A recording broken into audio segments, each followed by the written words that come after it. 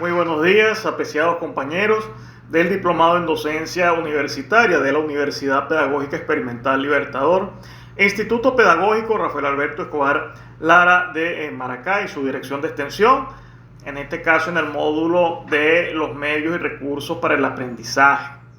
En este caso, para explicar tipo clase, en este caso decidí hacer esta grabación de la forma más dinámica posible, de acuerdo a mi especialidad, que en este caso es las ciencias sociales, para hablar un tema de historia, el cual voy anexo, adjunto con la planificación de dicho contenido.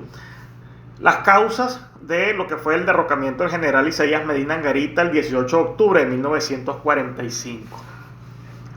Debemos entender que Venezuela entra en una etapa de transición hacia la modernidad desde el 17 de diciembre de 1935, con el fallecimiento del general Juan Vicente Gómez a las 11:35 de la noche, como publicó el periódico El Heraldo, en la ciudad de Maracay, que era el asiento desde el cual el general Gómez manejaba los hilos del poder en Venezuela.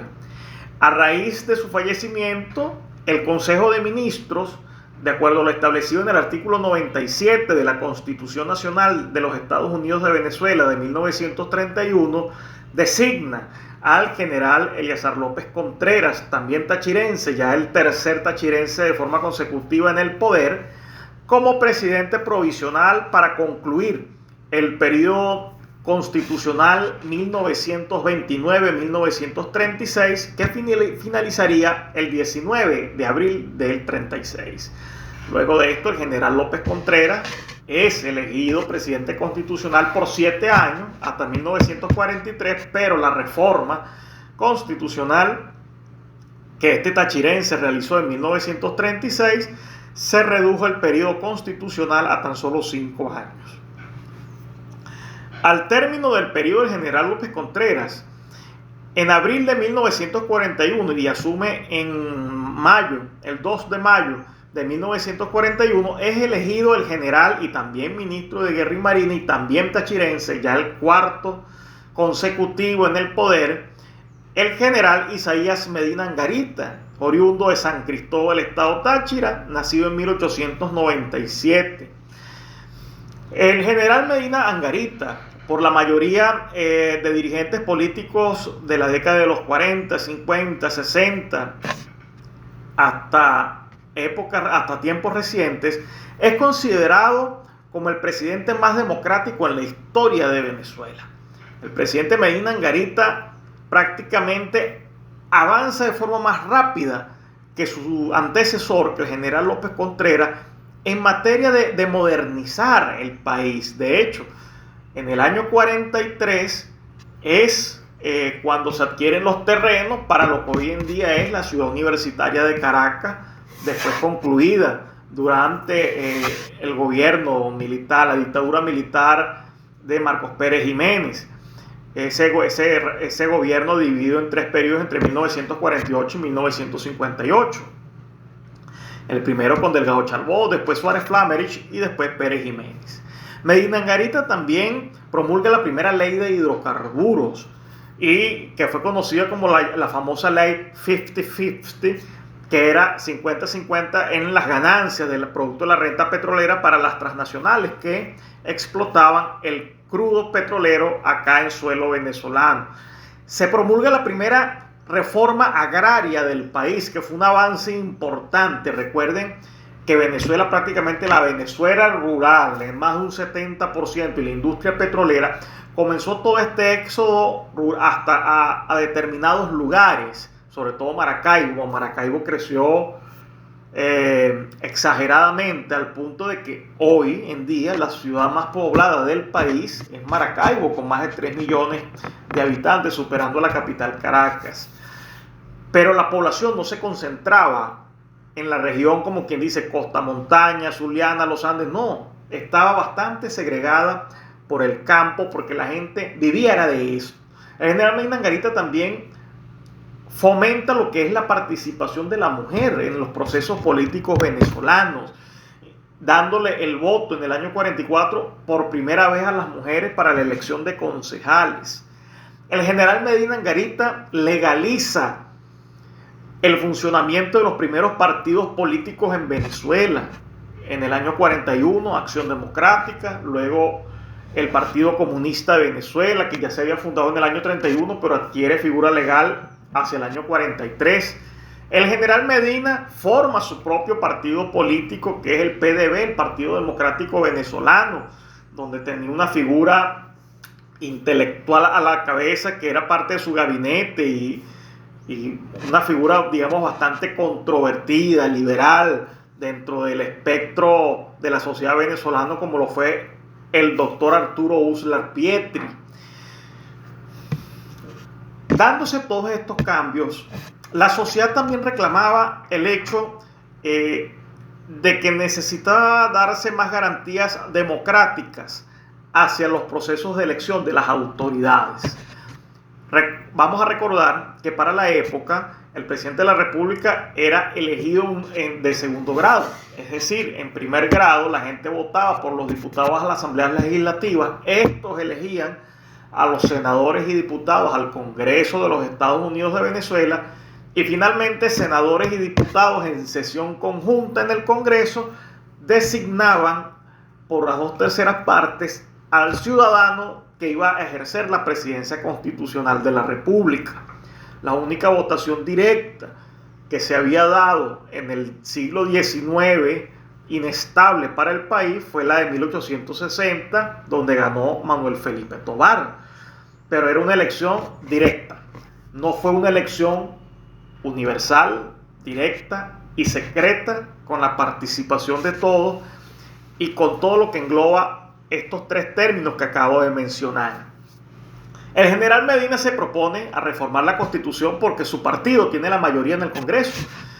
Ya había algunos diputados y senadores de Acción Democrática, del Partido Comunista y también del Movimiento Acción Nacional, que en enero del 46 se transformaría en el Comité de Organización Político Electoral Independiente, conocido como COPEI, con la cabeza en aquella época el doctor Rafael Caldera y Lorenzo Fernández. Medina Angarita reforma la Constitución, pero ciertamente no se alcanza el acuerdo esencial que era la elección universal, directa y secreta del presidente de la República, sí de los senadores y diputados. Pero en ese momento Medina era tan popular que el Congreso electo ese año fue de amplia mayoría para el PDV, porque Medina fue muy querido por la población, y eso hay que decirlo, más allá de toda la propaganda del Partido Comunista, de Acción Democrática, de Acción Nacional y los restantes grupos políticos que adversaban al gobierno de Medina.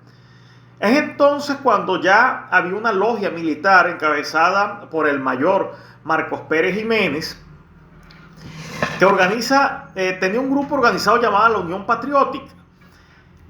Ellos querían modernizar y mejorar la profesionalización de lo que era la fuerza de las Fuerzas Armadas en la época.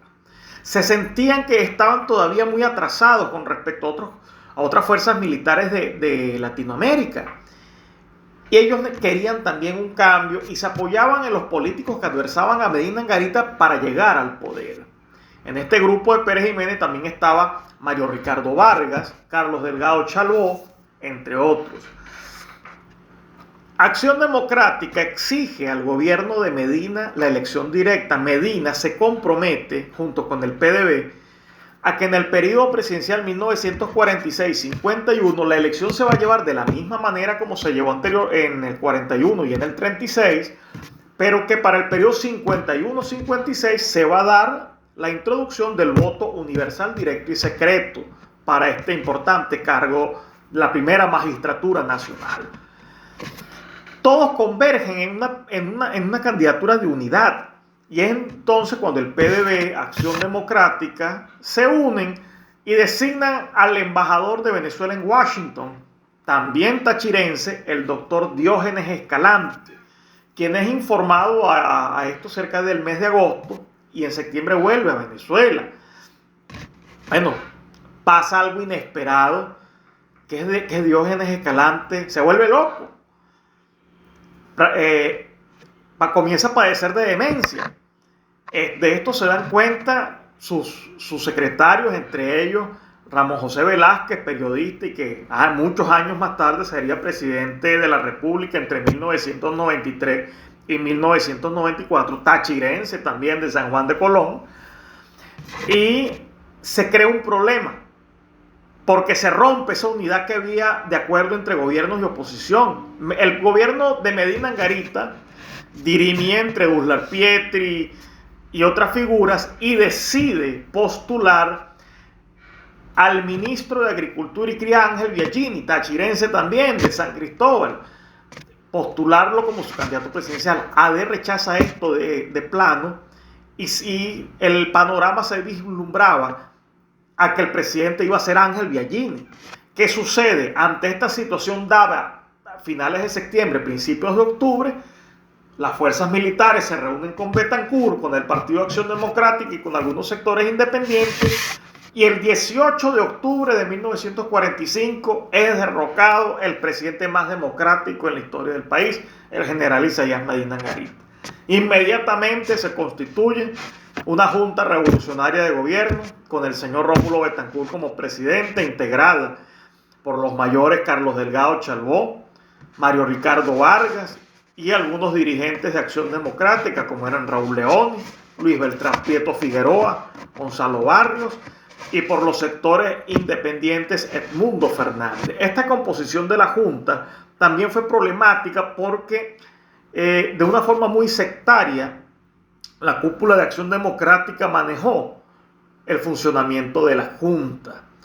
Esto viene entonces a contribuir a la fundación de dos partidos. En diciembre del 45, Jovito Villalba funda URD, Unión Republicana Democrática, y el 13 de enero del 46, Rafael Caldera, Lorenzo Fernández, Pedro del Corral fundan COPEI, el Comité de Organización Político Electoral Independiente. Luego viene todo este proceso que ya conocemos, la constituyente del 47, la primera constitución moderna del país. La constituyente fue presidida por el poeta Andrés Eloy Blanco, donde se estableció por primera vez la elección universal, directa y secreta del presidente de la República, los senadores y los diputados al Congreso, los miembros de las asambleas legislativas y consejos municipales. La figura de alcalde no existía, ya que quien era presidente del consejo municipal era como la autoridad del distrito, como se denominaba anteriormente. Recuerden que lo que hoy en día son los municipios, anteriormente eran distritos, y lo que hoy en día eran parroquias, eran municipios. Y los gobernadores eran designados de forma directa por el presidente de la República. Viene esa primera elección completa, donde es electo el maestro don Rómulo Gallegos con el 74% de los votos y un 20% de los votos del doctor Rafael Caldera. Este gobierno de apenas 9 meses y 9 días es derrocado por los mismos militares que ayudaron 3 años antes a derrocar a Medina Angarita.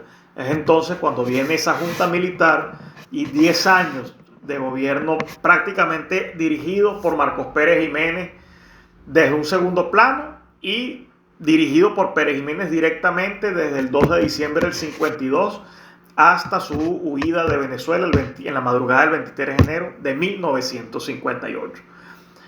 Estas son todas las causas de lo que fue la caída, el derrocamiento de Medina Angarita, que sin lugar a dudas fue uno de los hechos que partió la historia de Venezuela y que mucho de las cosas que pasaron después en esos 10 años de dictadura, en los 40 años de bipartidismo y lo que ha pasado los últimos 20 años,